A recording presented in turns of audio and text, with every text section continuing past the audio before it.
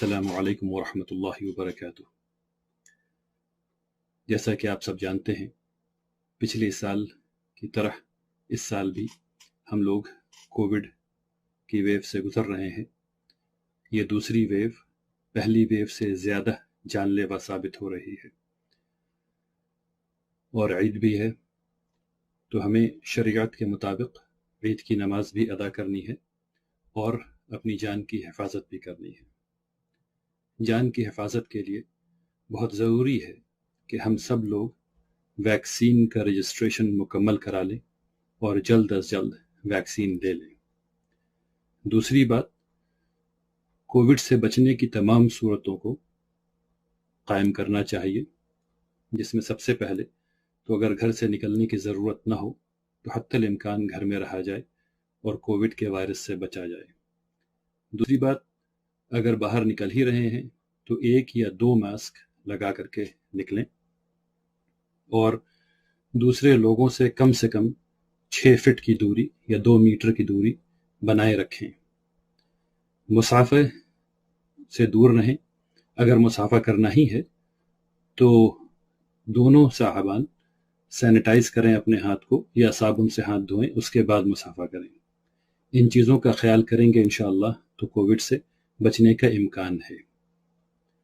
اب بات نماز کی آتی ہے کہ نماز عید الفطر کی نماز کیسی پڑھی جائے گی۔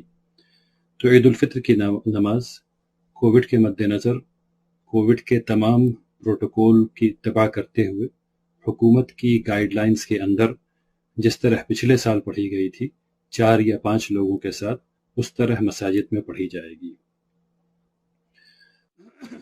عید الفطر کے چند معاملات میں آپ کے سامنے رکھنا چاہتا ہوں۔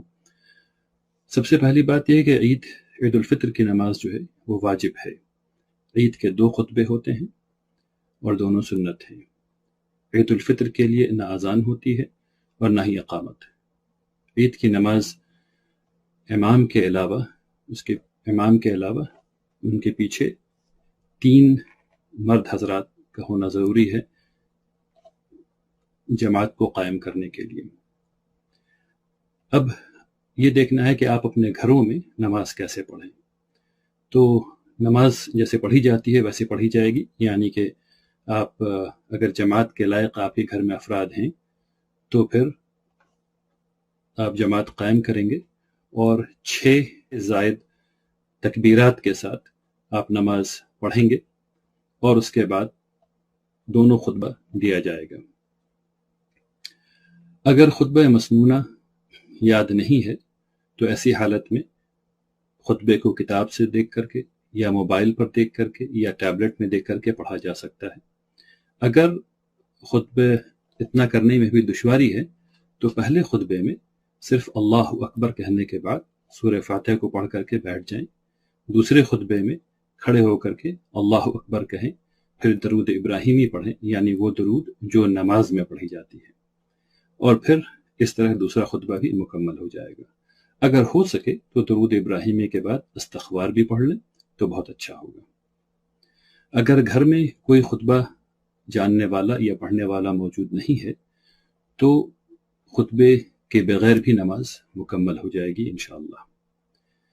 اگر گھر میں جماعت کے لیے لوگ موجود نہیں ہیں تو ایسی حالت میں سب لوگ جو گھر میں ہیں وہ 4 رکعت نفل نماز 1 سلام کے ساتھ پڑھ کر کے ادا کر لیں تو یہ بھی کافی ہے۔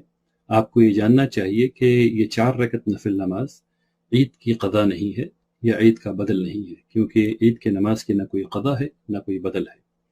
یہ صرف اطمینان قلب کے لیے ہے، مستحب ہے، جس کا آپ کو بہت ثواب ملے گا۔ جزاکم اللہ خیر، بارک اللہ فیکم، السلام علیکم ورحمۃ اللہ وبرکاتہ۔